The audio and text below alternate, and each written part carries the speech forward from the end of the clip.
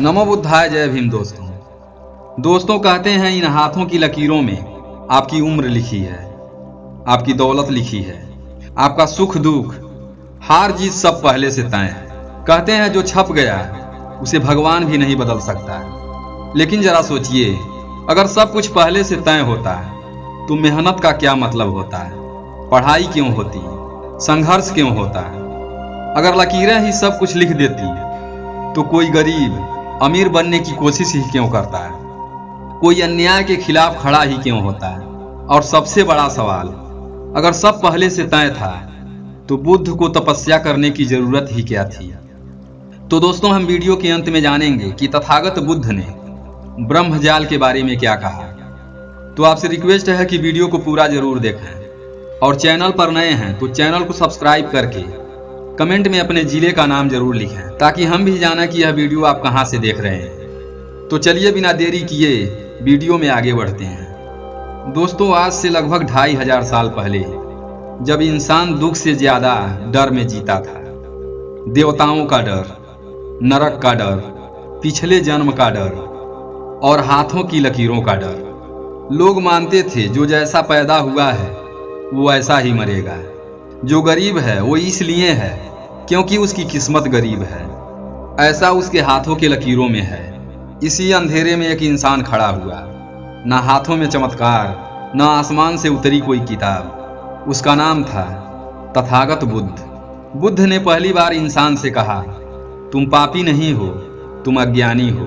उन्होंने कहा, दुख कोई सजा नहीं, दुख एक प्रक्रिया है और हर प्रक्रिया बदली जा सकती है। बुद्ध ने सबसे खतरनाक बात कही, किस्मत हाथों में नहीं चेतना में होती है। क्योंकि हाथ सिर्फ बाहर दिखाई देते हैं, लेकिन चेतना अंदर फैसले लेती है। बुद्ध ने कहा, भविष्य लकीरों में नहीं कर्म में बनता है। मतलब आप क्या सोचते हैं, क्या बोलते हैं, क्या करते हैं, यही तय करता है कि कल आप कौन होंगे। बुद्ध ने इंसान को भगवान के डर से नहीं, जिम्मेदारी से जगाया। उन्होंने कहा, तुम ही अपने दुख के निर्माता हो और तुम ही अपने उद्धार करता है। दोस्तों, यह कोई साधारण बात नहीं थी। यह उस दुनिया के लिए सबसे बड़ा विद्रोह था जो सदियों से लकीरों, सितारों और भाग्य के सहारे जी रही थी। दोस्तों, जब बुद्ध ज्ञान प्राप्त कर चुके थे तब उनके पास लोग आने जाने लगे। कोई जीवन से थका हुआ, कोई गरीबी से टूटा हुआ, कोई डर में जकड़ा हुआ, कोई अपने दुख का कारण पिछले जन्म में ढूंढ रहा था, तो कोई ग्रह नक्षत्रों में। और लगभग हर इंसान एक ही सवाल पूछता था, भगवान, मेरी किस्मत खराब है, मैं क्या करूं? दोस्तों, बुद्ध उन्हें डांटते नहीं थे, न कोई चमत्कार दिखाते थे। बुद्ध बस मुस्कुराते थे और बहुत शांति से एक ही वाक्य कहते थे, अपना दीपक स्वयं बनो। बुद्ध का मतलब यह नहीं था कि तुम अकेले हो। बुद्ध का मतलब था, जब तक तुम अपने जीवन की रोशनी किसी और के हाथ में दोगे तब तक तुम अंधेरे में ही रहोगे। जो इंसान देवताओं से रास्ता मांगता है, ज्योतिष से दिशा पूछता है और लकीरों पर भरोसा करता है, वह अपनी शक्ति खुद ही कमजोर कर लेता है। बुद्ध ने साफ कहा, जो दूसरों के सहारे जीता है वो कभी स्वतंत्र नहीं हो सकता, और जो खुद अपने लिए प्रकाश बनता है उसे कोई अंधकार रोक नहीं सकता।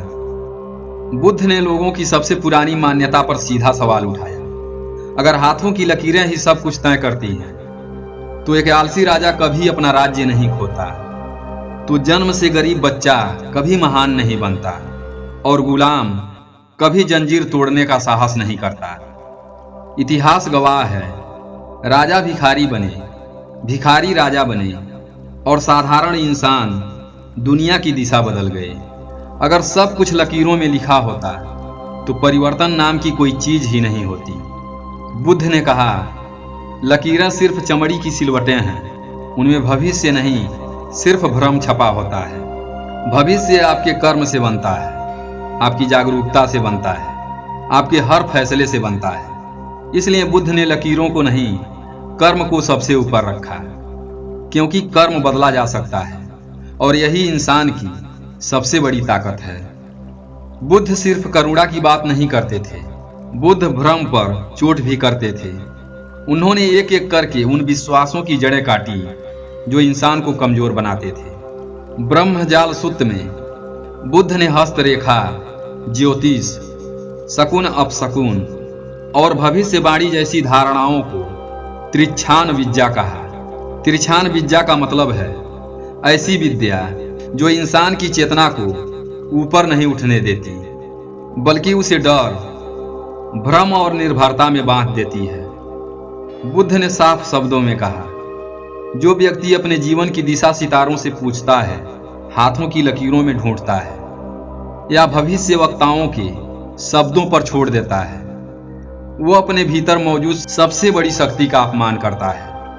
बुद्ध के लिए अंधविश्वास कोई मासूम भूल नहीं थी, वो मानसिक गुलामी थी, क्योंकि जो इंसान अपने फैसलों की जिम्मेदारी नहीं लेता वो कभी मुक्त नहीं हो सकता।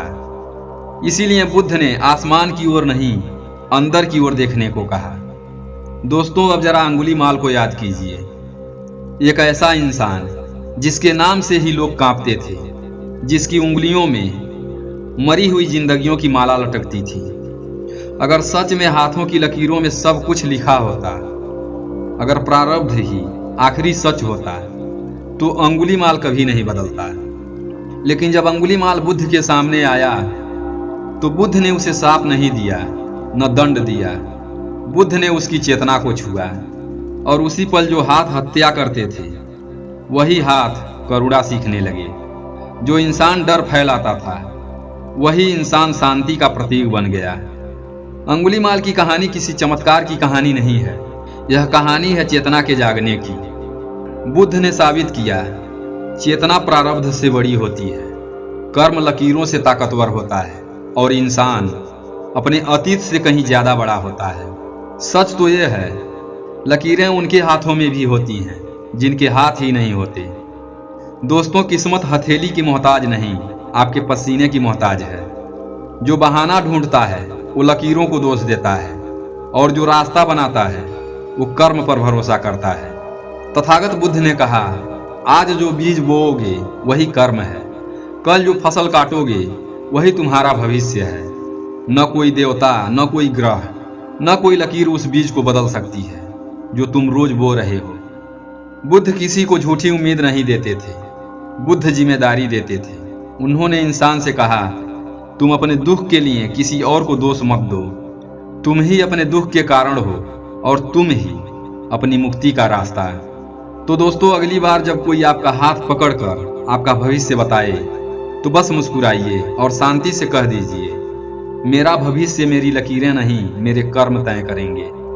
तो अब आप बताइए, आप किस पर भरोसा करते हैं, किस्मत पर या कर्म पर? अपनी राय कमेंट में लिखिए। और अगर ये विचार आपके मन को छू गया हो तो इसे अपने दोस्तों के साथ शेयर कीजिए। नमो बुद्धाय।